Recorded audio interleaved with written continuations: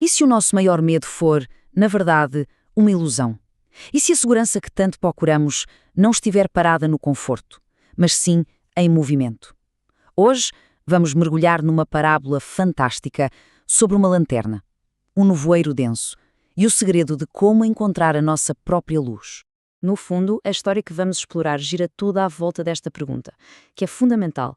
De onde é que vem a verdadeira proteção? Será que é algo que recebemos ou algo que nós próprios construímos? Vamos lá descobrir. Então, a nossa história começa e apresenta-nos um homem chamado Elias.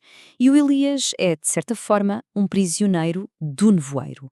Ele tinha esta convicção de que a sua segurança dependia de ficar quieto, de viver uma vida totalmente abrigada do mundo lá fora.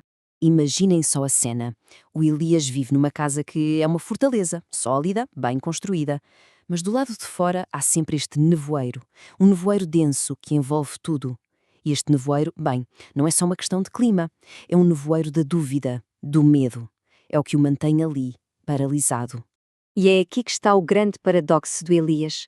É que ele tinha uma ferramenta com um poder imenso, uma lanterna magnífica.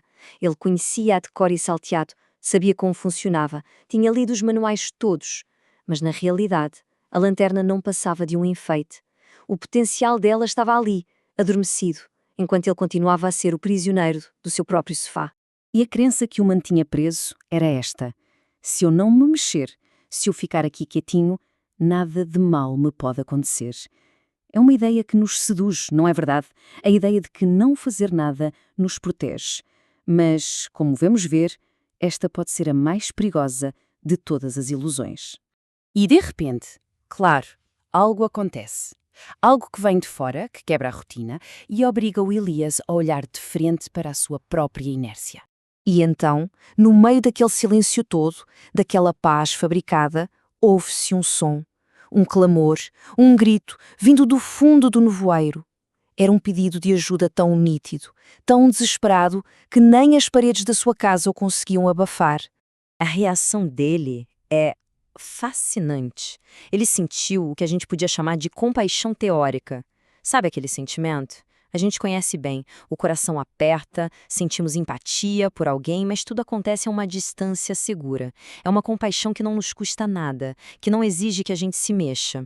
E reparem bem no que ele faz. As ações dele são todas dentro da sua zona de conforto. Ele carrega no botão da lanterna, imagina que está a trocar as pilhas, abana, até reza com fervor. Ele fez de tudo mesmo para tentar resolver o problema, menos a única coisa que realmente importava: levantar-se. É precisamente neste momento, neste impasse entre o desespero e a inação, que a história tem uma viragem. O Elias tem uma revelação, uma ideia que muda completamente o jogo. E essa revelação vem quase como um sussurro.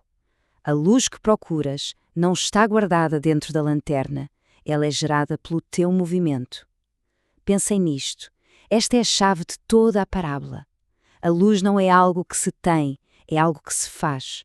A mecânica por trás deste segredo era simples. Quando Elias dava um passo e parava, a luz da lanterna diminuía. Ficava quase uma brasa. Mas quando ele se punha a andar com determinação, a luz explodia, brilhava como um sol. A relação era direta. Sem movimento, quase não havia luz. E então o Elias finalmente sai. Ele mete-se dentro daquele nevoeiro que sempre o aterrorizou. E esta jornada vai transformar não só o caminho à sua frente, mas a sua própria ideia do que é estar seguro. E o mais incrível é que o combustível desta luz não era apenas o movimento em si, era o propósito por trás do movimento.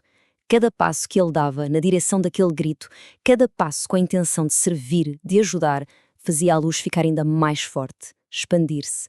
A ação com propósito era muito, muito mais poderosa. Aquela luz fazia muito mais do que só iluminar o caminho. Ela transformou-se numa proteção ativa. Cortava o nevoeiro, criava uma bolha de calor à volta dele e envolvia-o como se fosse um manto. A própria ação de ir ajudar criou um escudo protetor à sua volta.